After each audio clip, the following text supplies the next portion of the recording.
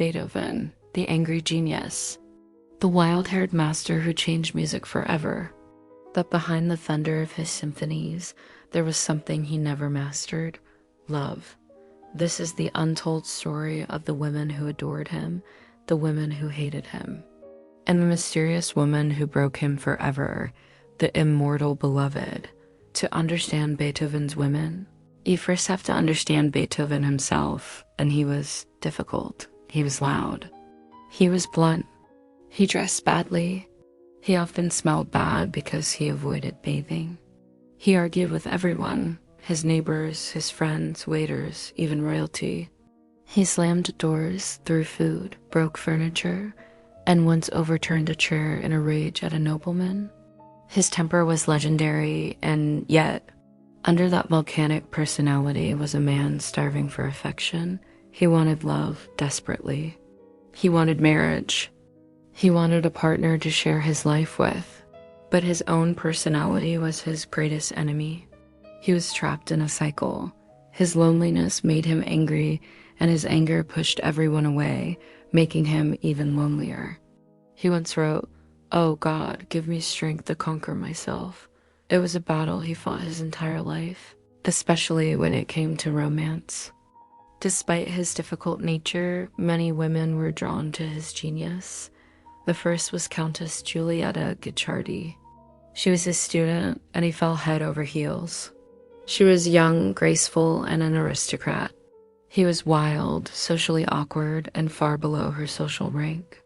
He poured all his feelings for her into one of his most famous works, the Moonlight Sonata. He dedicated it to her, a piece filled with yearning and quiet passion. But Giulietta, while she admired him, saw the reality. Marriage was impossible. She eventually married a nobleman, leaving Beethoven with his first major heartbreak. Then came Josephine Brunswick. For many historians, this was the real deal. Josephine was warm, intelligent, and artistic. She understood him. They exchanged dozens of passionate letters, filled with secret meetings and declarations of love. Some musicologists believe she was the only woman Beethoven ever truly loved, the one he considered his equal.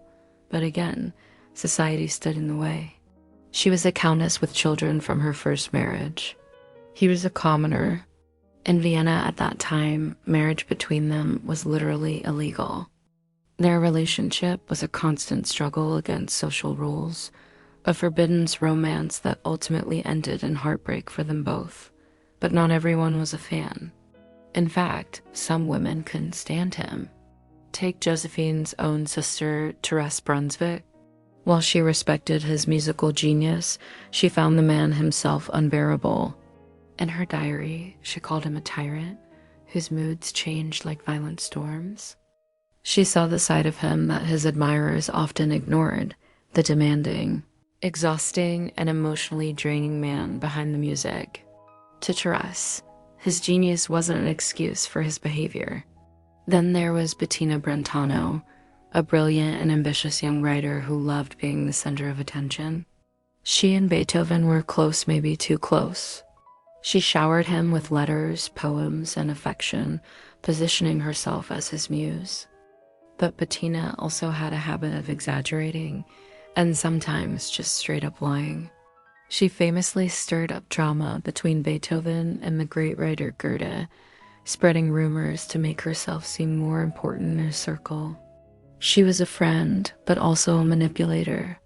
Eventually, Beethoven grew tired of her games and cut her off completely.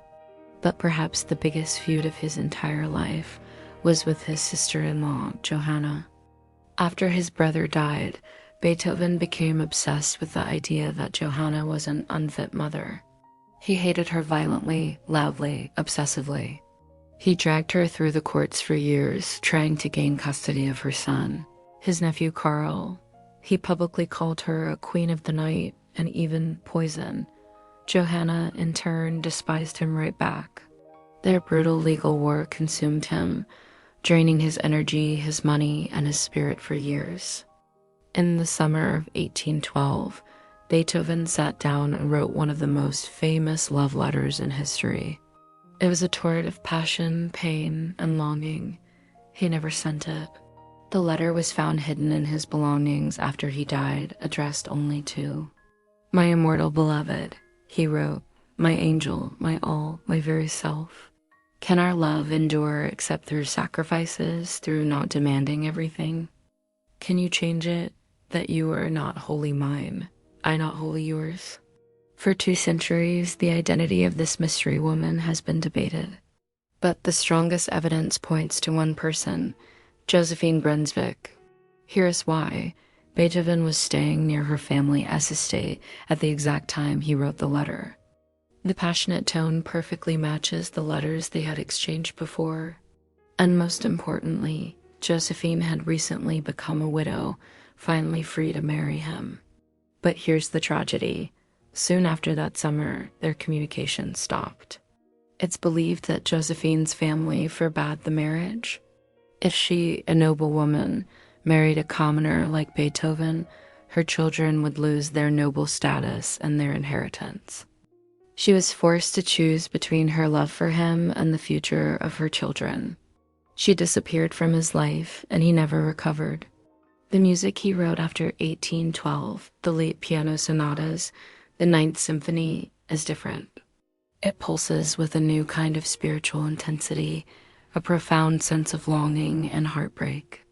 The Immortal Beloved broke him, but in doing so, she unlocked the deepest, most transcendent music he would ever write. As Beethoven's hearing faded completely, he withdrew from the world. The man who had once been the life of the party became a recluse, trapped in a prison of silence. He grew lonelier, angrier, and more mistrustful of everyone around him. He once wrote a heartbreaking note to himself. "Never was there a more tender heart than mine." But the world only saw the rage, the messy hair, the furious scowl. The tender heart remained hidden. He never married. He never found the lasting companionship he so desperately craved. And when he died in 1827, during a violent thunderstorm, there was no woman by his side. Yet the music he left behind tells the full story. It's full of love, loss, and an unending longing. It carries the echoes of all the women who shaped his life. Giulietta, the first innocent love. Josephine, the impossible, tragic love. Bettina, the manipulative friend. Johanna, the bitter enemy. And the Immortal Beloved, the mystery that fueled his greatest art. Beethoven changed music forever, but these women, they changed Beethoven. Thanks for watching. If you enjoyed this story, don't forget to like and subscribe for more deep dives into history.